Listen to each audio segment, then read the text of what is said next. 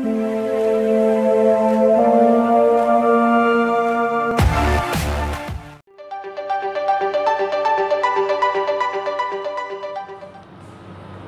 बच्चों, आप देख रहे हैं हालांकि थोड़ा बीच में गैप हो गया, हम लोग वीडियो नहीं दे पाए, लेकिन फिर भी ठीक है, हम लोग अभी फिर भी समय से हैं, कोई दिक्कत नहीं है। तो हम लोग इससे जो सेकंड चैप्टर देखिए कह रहे हैं 9th में ऐसे कई चैप्टर हैं।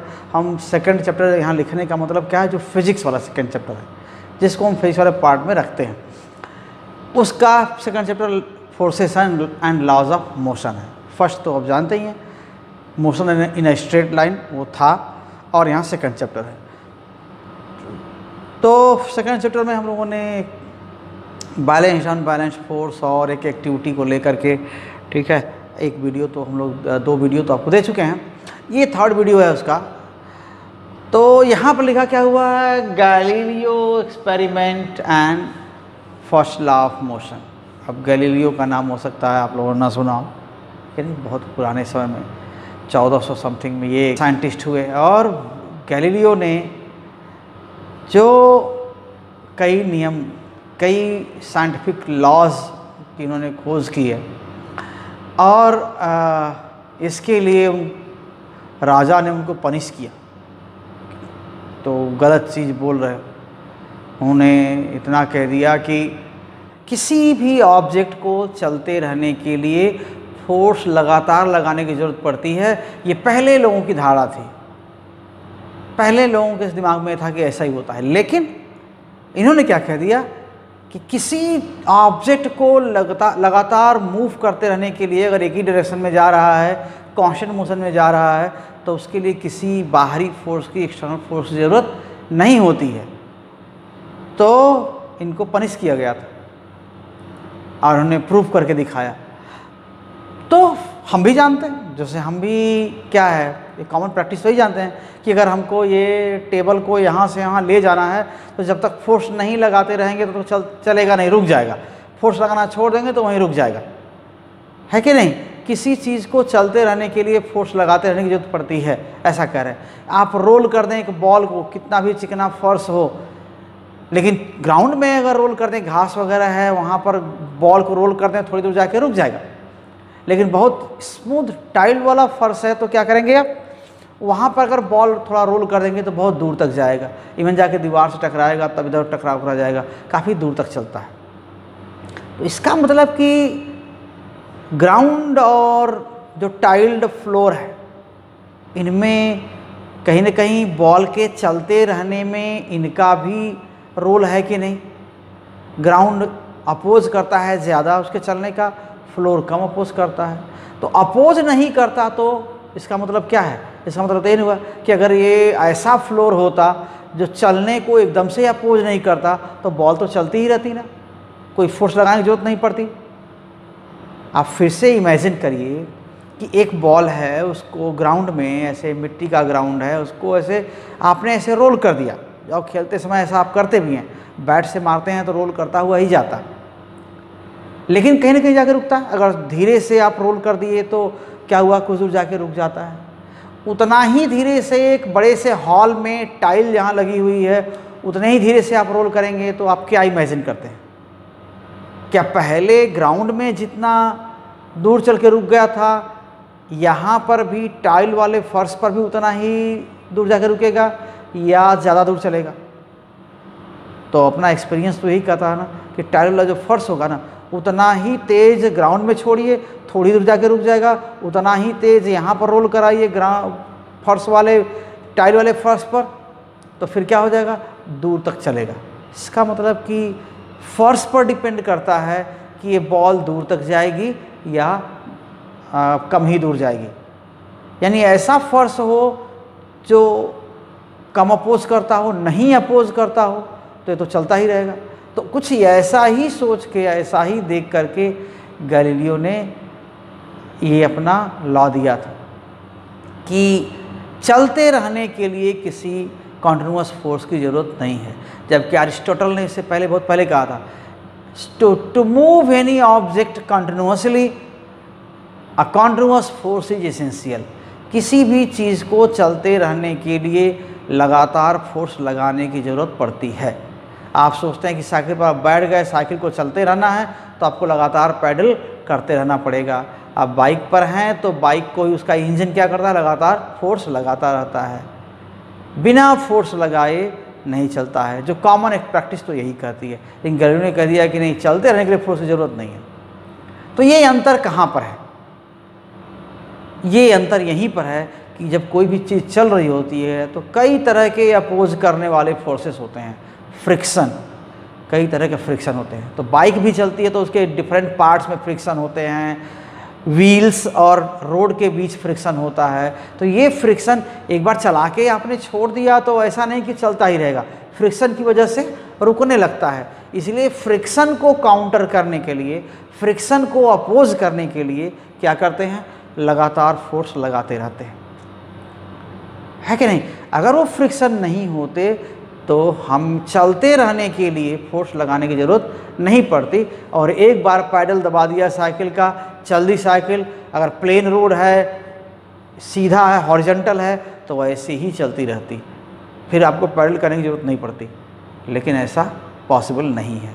नेचर में डिसिपेटिव फोर्सेस का होना निश्चित है और इनका होना ज़रूरी भी है, कहीं कहीं बहुत ज़्यादा ज़रूरत है। तो इसलिए ये लॉ आए हैं कि अगर नो फोर्स हो तो कोई ऑब्जेक्ट चल रहा है तो चलता ही रहेगा। इसको गैलीलियो ने प्रूव किया था और यहीं से निकला हुआ है फर्स्ट लॉ ऑफ मोशन। तो आइए, तो गैलीलियो ने एक परफॉर्म किया था एक्सपेरिमेंट डबल इंक्लाइंड प्लेन का और सिंगल इंक्लाइंड प्लेन का, दोनों का। उन्होंने कहा था कि चलते रहने के लिए कोई फोर्स की ज़रूरत नहीं पड़ती। तो आइए देखते हैं। तो गैलीलियो एक्सपेरिमेंट यही था, experiment of double inclined plane. Okay, so double inclined plane,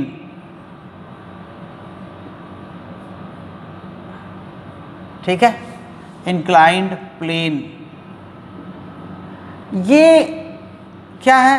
उन्होंने कहा था कि अगर एक ऐसा प्लेन है, एक बॉल आप यहाँ से रोल कर दीजिए ऐसे, तो ये रोल करेगा और यहाँ पर हॉरिजॉन्टल है, ठीक है, हॉरिजॉन्टल है। तो जब भी ये यहाँ आएगा रोल करता हुआ, ये ऐसे है ना,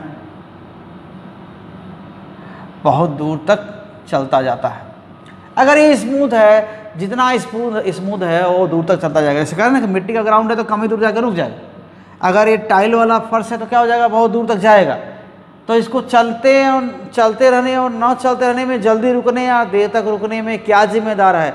बॉल नहीं, आपका फोर्स नहीं, जो फ्लोर का या ग्राउंड का फोर्स है, जो अपोजिट फोर्स है, जो चलने को अपोज कर रहा है, वो जिम्मेदार है रुकने के लिए। वो नहीं होता तो ये बॉल चलती ही रहती। तो एक तो इन्होंने ऐसा किया था।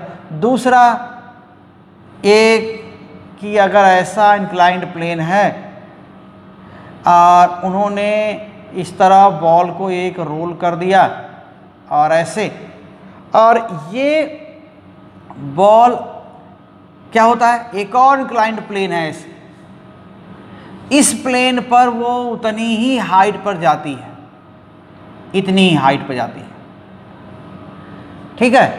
तो यहाँ आते हुए स्पीड अप होती है, ठीक है ना, स्पीड्स अप, ठीक। और ये जब यहाँ ऐसे जाने लगती है तो क्या हो जाता है, अगर इधर जाती है तो फिर क्या होता है, स्लोज डाउन, ठीक है। तो speeds up and slows down, तेज होता है इधर आने में, इधर जाने में स्लो होता है। और ऐसे में ये अगर ऐसा इस सेकंड प्लेन को और नीचे झुका दें, इसके इंक्लाइनेशन को डिक्रीज कर दें, तो क्या होगा, उतनी ही हाइट, जिस हाइट से छोड़ा गया था ना, इस वर्टिकल हाइट से देखिए, ये इतनी हाइट से छोड़ा गया था, यहाँ वर्टिकल हाइट इतनी ही थी, ठीक है, इसको कहते हैं वर्टिकल हाइट। ठीक ऊपर नीचे की जो हाइट है वो क्या है, वर्टिकल हाइट। तो वर्टिकल हाइट इतनी ही थी और उतनी ही वर्टिकल हाइट तक ये क्या होता है, जाता है। तो यहाँ पर देखिए, ये इतनी ही वर्टिकल हाइट तक यहाँ जाता है, ये एच यहीं तक जाएगा। अगर सेकेंड इंक्लाइंड प्लेन की इंक्लाइनेशन और कम कर दें, ऐसे और नीचे झुका दें, तो क्या होता है, तब ये उतनी हाइट जाने के लिए, देखिए उतनी ही हाइट जाने के लिए क्या है, ये एच है ना, यहाँ तक जाने के लिए क्या है, ये बहुत दूर तक लंबा चलता है। देखिए यहाँ से ये तो इतना बड़ा चलता है ना यहाँ से यहाँ जाने के लिए, क्योंकि ये ऊपर है, लेकिन उतना ही ऊपर जाने के लिए ऐसे सेकंड वाले पर कितना चलना पड़ता है इसको, इधर भी ये स्लो डाउन होता है, स्लोज डाउन, और यहाँ पहुँचते पहुँचते रुकता है। ठीक है, तो बहुत लंबा चलता है ना, बहुत दूर चलता है। और ऐसे ही इसको और नीचे झुका दें,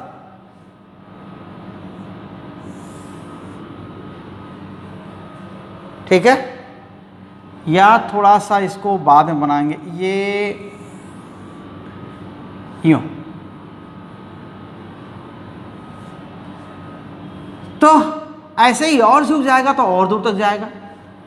हालांकि ये कैमरे से बाहर हो जाएगा फिर, तो हम अभी इसको और चलना है यहाँ, तो देखिए क्या हो जाएगा, यहाँ तक गया, अभी क्या करेगा, इसको और आगे चलना है उतनी हाइट जाने के लिए। अभी तो ये इतनी ही हाइट गया है, अभी उतनी हाइट जाने के लिए उसको और आगे जाना है। तो ऐसे में क्या होता है कि अगर ये सेकंड प्लेन की हाइट कम, ये सेकंड प्लेन का इंक्लाइनेशन और कम और कम और कम और कम ऐसे करते हुए जाएं, तो क्या होता है, ये और इधर क्या होगा, इतनी हाइट अटेन करने के लिए वो इनफाइनाइट डिस्टेंस तक चलता ही जाएगा। अगर इसको कोई रोकने वाला नहीं है तो चलता ही जाएगा। इसको कौन रोक रहा है, इसको कौन रोक रहा है, ग्रेविटेशनल फोर्स, ठीक है ना, ये फोर्स ऑफ ग्रेविटी, ठीक है ना, उधर जाने से नीचे से रोक रहा है। लेकिन इधर जो जा रहा है उसको फोर्स ऑफ ग्रेविटी रोक नहीं पा रहा है, क्योंकि ये तो इधर जा रहा है, ये इधर जा रहा है, फोर्स ऑफ ग्रेविटी क्या है, नीचे है, तो उधर को नहीं रोक पाता। फोर्स ऑफ ग्रेविटी, कोई भी फोर्स अपने परपेंडिकुलर डायरेक्शन में कोई इफेक्ट नहीं डाल सकता, तो ये फोर्स नीचे की ओर है, जो फोर्स ऑफ ग्रेविटी क्या है, नीचे की ओर है, ठीक है, फोर्स ऑफ ग्रेविटी, ठीक है, नीचे की ओर है। तो no effect on horizontal motion, ठीक है, no effect on okay, it's no effect, no effect on horizontal motion.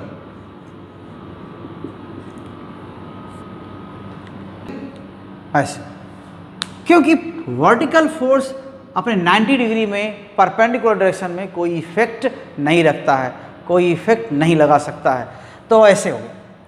तो इसी पर उन्होंने किया था, और ये एक्सपेरिमेंटली इसको प्रूव किया था कि किसी ऑब्जेक्ट को चलते रहने के लिए किसी फोर्स की ज़रूरत नहीं होती है, ठीक है। सो गैलीलियो ने क्या किया, Galileo performed experiment of double inclined planes,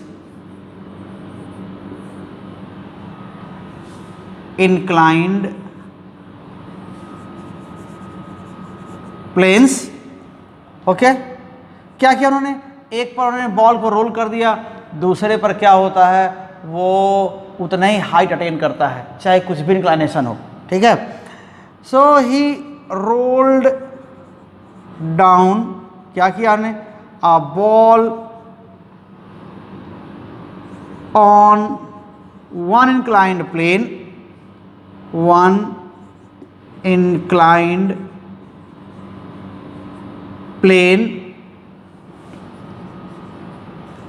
which comes down and speeds up,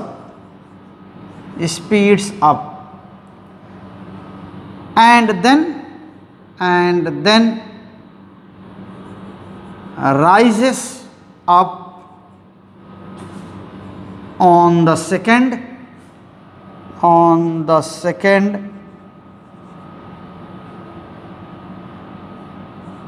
and slows down.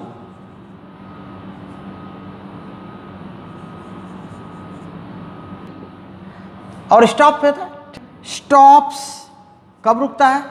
उतनी ही वर्टिकल हाइट्स पर रुकता है जितने से छोड़ा गया था, and stops at the same vertical height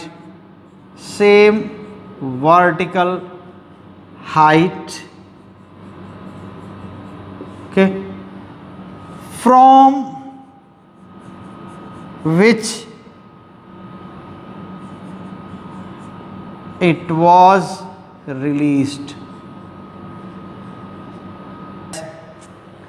तो अगर हम डिक्रीज करते हैं, उन्होंने क्या किया, सेकेंड प्लेन को डिक्रीज करते हैं वो इंक्लाइनेशन, तो क्या होता है, ये और दूर तक चलता है सेम हाइट अटेन करने के लिए.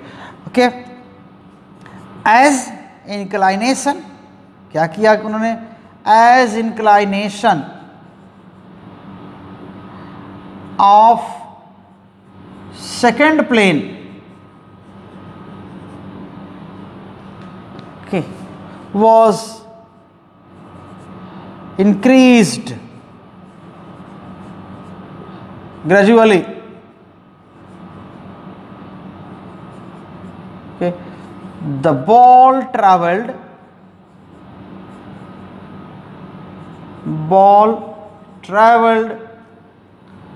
longer and longer distances, longer and longer distances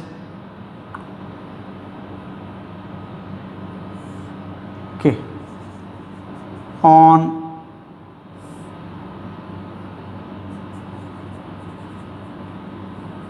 the second plane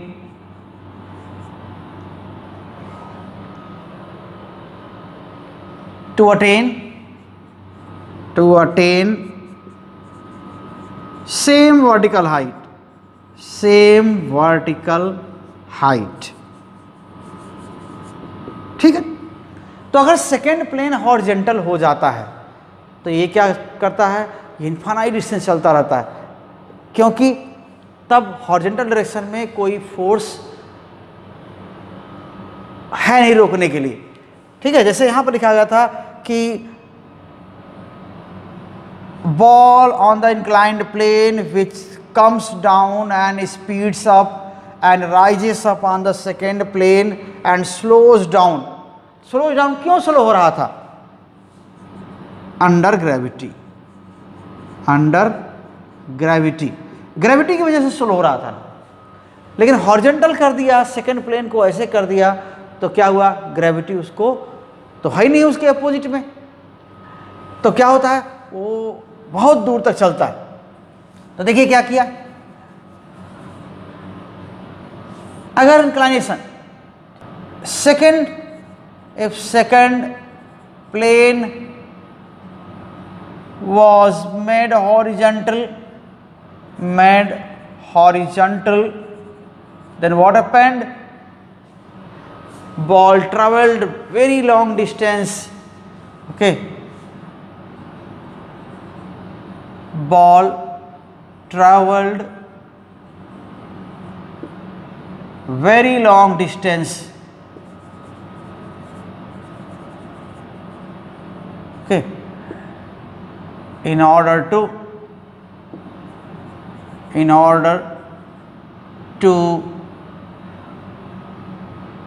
reach the height H.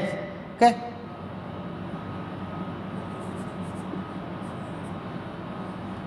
height H. तो इससे क्या मालूम हुआ, तो ये ग्रेविटेशनल फोर्स जो फोर्स ऑफ ग्रेविटी इसने क्या किया, अपोज नहीं कर रहा था. In this case in this case, okay, force of gravity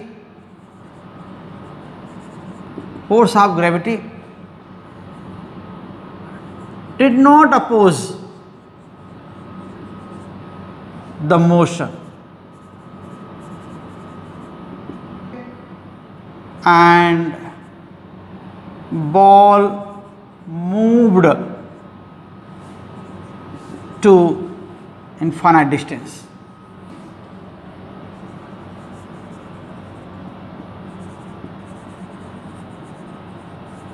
ऐसा। तो ये क्या हुआ, जब बॉल ने इतना मूव कर ली बहुत, तो इसका मतलब क्या हुआ, यही गैलीलियो ने कंक्लूड किया। गैलीलियो ने यही बताया कि चलते रहने के लिए किसी फोर्स की जरूरत नहीं है। So Galileo concluded here, oppose करना अगर कोई फोर्स नहीं है, मोशन को अपोज करने वाला कोई फोर्स नहीं है, तो इसका मतलब क्या है कि किसी भी तरह का फोर्स न जरूरत नहीं है चलाते रहने के लिए। ठीक है, तो अपोज करने वाले फोर्स अगर नहीं हैं तो ऑब्जेक्ट को चलाते रहने के लिए किसी बाहर से किसी फोर्स की जरूरत नहीं है। So Galileo concluded, okay, Galileo concluded that no external force is essential to keep the object in motion, okay, continuously. Okay, जब तक कि कोई बाहर अपोजिट में फोर्स ना हो, मोशन को अपोज करने वाला फोर्स ना हो, unless some opposing force is present.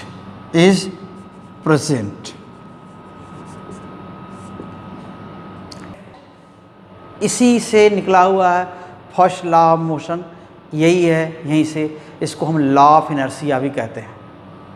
कि किसी ऑब्जेक्ट को अगर रुका है तो न्यूटन ने तब डिज़ाइन किया, इन्हीं पर गैलीलियो के एक्सपेरिमेंट के बाद न्यूटन ने लॉ डिज़ाइन किए, 3 लॉ डिज़ाइन किए। क्या कि किसी भी ऑब्जेक्ट को चलते रहने के लिए कोई फोर्स ज़रूरत नहीं है। अगर कोई फोर्स नहीं लगाया जाए किसी ऑब्जेक्ट पर, मतलब वही अपोज करने वाला, सपोर्ट करने वाला, कोई भी फोर्स ना हो, तो ऑब्जेक्ट रुका है तो रुका ही रहेगा, या किसी स्ट्रेट लाइन में कांस्टेंट स्पीड से चलता है तो चलता ही रहेगा उसी डायरेक्शन में, है कि नहीं। हाँ, कोई बाहर से फोर्स लगा दिया जाएगा या कोई अपोजिट फोर्स पहले से मौजूद होगा तो क्या होगा, वो फिर रुकेगा या डायरेक्शन अपनी बदलेगा। तो यही फर्स्ट लॉ ऑफ मोशन है। So getting inspired from Galileo experiment, Newton designed 3 laws. So getting inspiration from Galileo result, okay, Newton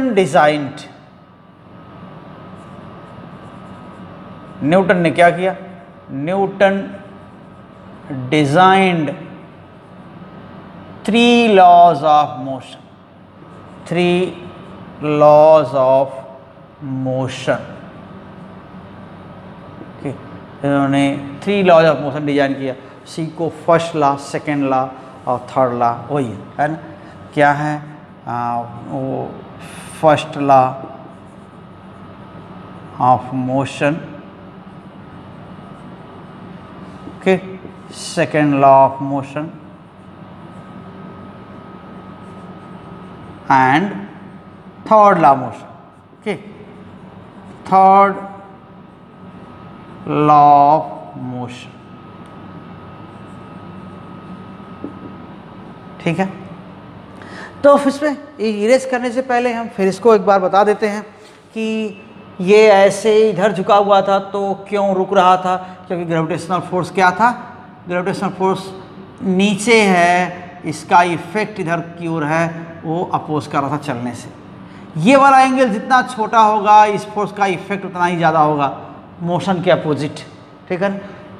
यानी ये एंगल देख रहे हैं ना, तो ये एंगल छोटा कब होगा, जब ये इंक्लाइनेशन बड़ा होगा। यहाँ पर देखिए क्या है, ये यहाँ पर यही एंगल क्या है, यहाँ ये एंगल क्या है, बड़ा है, तो यहाँ पर जो इस फोर्स का इफेक्ट अब मोशन के अपोजिट कम है, ठीक है।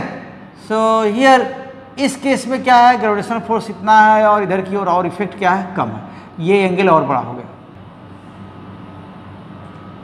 एज इस केस में क्या था, as inclination decreases, inclination decreases, okay, the effect of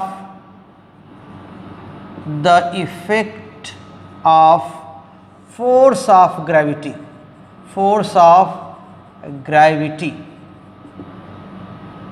opposite to the motion, opposite to the motion decreases। तो जैसे इंक्लाइनेशन ऐसे डिक्रीज हो रहा है इधर की ओर, जो ग्रेविटेशनल फोर्स का इफेक्ट जो इधर की ओर है, जैसे जैसे एंगल बढ़ रहा है वैसे वैसे कम हो रहा है, इसलिए जो कम फोर्स है तो ज़्यादा दूर तक जा रहा है। अपोज करने वाला फोर्स कम है तो ऑब्जेक्ट दूर जा रहा है, और अपोज करने वाला फोर्स अगर जीरो हो जाए, जैसे यहाँ पर है, ठीक है ना, यहाँ पर क्या है, जीरो अपोजिंग फोर्स, ठीक है, जीरो अपोजिंग फोर्स, यहाँ कोई फोर्स अपोज नहीं कर रहा है, तो ये इनफाइनाइट डिस्टेंस चलता है। तो यही चीज़, यही इन सबके एक्सपेरिमेंट से बाहर आया है, ठीक है। अब देखिए क्या है, फर्स्ट लॉ ऑफ मोशन, तो बता ही दिया, फर्स्ट लॉ कोई अब अलग से नया नहीं है। Now come to first law of motion, first law of motion. तो स्टेट ऑफ मोशन और रेस्ट बोलते हैं ना, क्या किस तरह का मोशन है, रेस्ट पर है या मोशन में है, रुका हुआ है, चल रहा है, किस डायरेक्शन में चल रहा है, ये सब क्या स्टेट है। तो क्या है first law of motion, an object at rest or in the state of motion,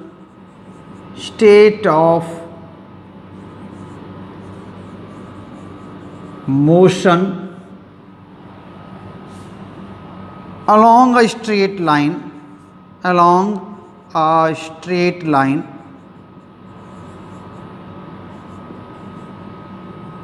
okay, will remain at rest,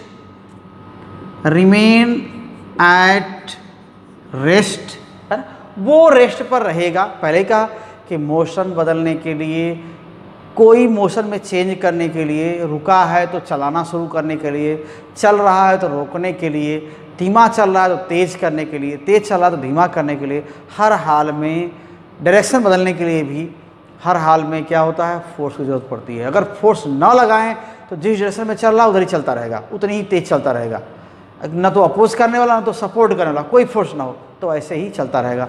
तो उसी बात कर रहे हैं कि एन ऑब्जेक्ट एट रेस्ट और in the state of motion along a straight line will remain at rest or in the same state of motion, with constant speed, okay, along straight line, straight line unless it is compelled, है ना, इसको जबरदस्ती न किया जाए, है ना, compelled by some external force, some external force, ऐसा। तो एक्सटर्नल फोर्स द्वारा इसको या किसी इंटरनल फोर्स के अंडर, एक्सटर्नल फोर्स के अंडर में इसको जब तक फोर्स नहीं किया जाता, जब तक इसको चलने के लिए बाध्य नहीं किया जाता या रुकने के लिए बाध्य नहीं किया जाता, तब तक ये चेंज नहीं होता है। तो यही first law of motion, this is first law of motion, this is first law of motion.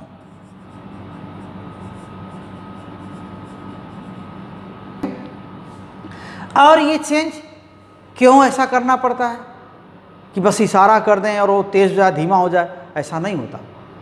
क्योंकि हर ऑब्जेक्ट में अपने में होने, स्टेट ऑफ मोशन में या रेस्ट में होने वाले चेंज को अपोज करने की टेंडेंसी होती है। So each and every object has tendency to oppose any change in state of rest और मोशन। इसी को हम इनर्शिया बोलते हैं। Okay, so let's write. So any object having mass, okay, has tendency, उसमें थोड़ा नेचुरल टेंडेंसी होती है ना, tendency to oppose or resist, okay, to resist any change in its state of rest or motion।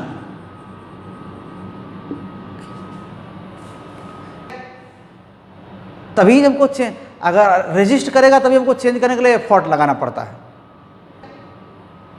जैसे हम friction से अगर इसको हम ऐसे खोलना चाहें कि यहाँ ये ऐसे खोलना चाह रहे हैं ऐसे, तो क्या कर रहा है, इसमें जो फ्रिक्शन है अपोज कर रहा है, तभी हमको क्या करना है, एफर्ट लगाना पड़ रहा है।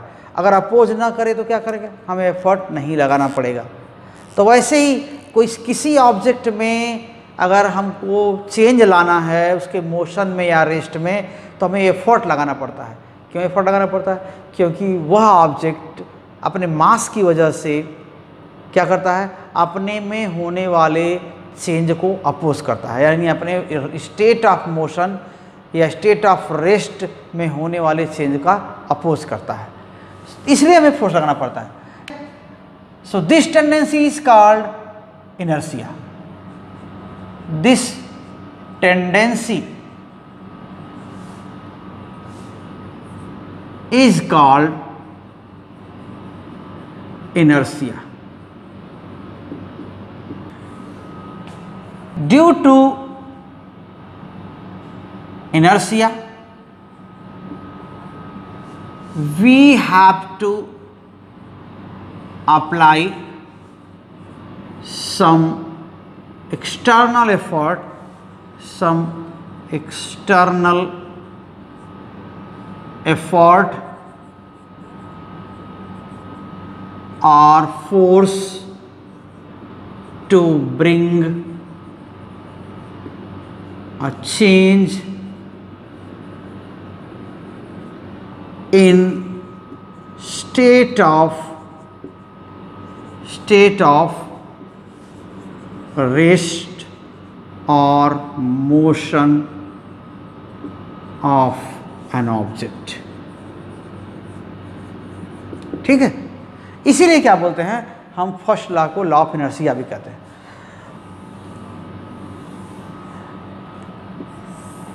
इसको हम नोट कहते हैं या inertia he.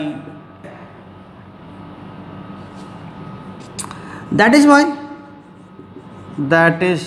Y first law is also called law of inertia। Law of inertia. ठीक है ना। इनर्शिया का मतलब क्या होता है? इनएक्टिवनेस, इनर्ट बोलते हैं जिसको, कि वो चेंज ना हो रही चीज़, जिसमें बदलाव ना हो रहा वो क्या है? इनर्ट है, इनएक्टिव है। तो एक्टिव होगा तभी ना चेंज होगा, तो जिसमें बदलाव नहीं हो रहा वो इनएक्टिव है। तो इनर्शिया जो इनर्ट आया, इनर्शिया वर्ड आया है वो इनर्ट से आया है, इनएक्टिवनेस से आया है। तो उसको अगर इनएक्टिवनेस मतलब अपने आप कोई चेंज ना कर सकता हो, ये इनर्शिया है। तो बाहर से कोई चेंज अगर इम्पोज किया जाएगा तो अपोजिशन आता है उसमें से, या वो अपोज करता है, इसी को बोलते हैं कि ये इनर्शिया का इफेक्ट है। So this first law of motion is known as law of inertia. तो ये फर्स्ट लॉ हुआ बच्चों, और हम इस वीडियो को यहीं पर रोकते हैं। अगले जो 2 लॉ हैं हम आगे और दूसरे पार्ट, तीसरे पार्ट में आएंगे तो उस पर चर्चा होगी। तो तब तक के लिए बहुत बहुत धन्यवाद। और आप उम्मीद करते हैं आप वीडियो पूरा देखेंगे, जो भी वीडियो देखेंगे पूरा देखेंगे। वीडियो को शेयर किया करिए, सब्सक्राइब करिए पहले, और लोगों से जो आपके संपर्क में हैं, कहीं से भी हैं, कहीं के भी हैं, किसी विद्यालय के हों, आप उनको सब्सक्राइब करें कहिए चैनल, और उनको प्रमोट करिए ये बात, ताकि उनके तक भी ये मटेरियल पहुँचे, ये चर्चा जो हो रही है वो पहुँचे, और उनको भी कुछ मिल सके, तो ये और अच्छी बात होगी। तो thank you again, all the best.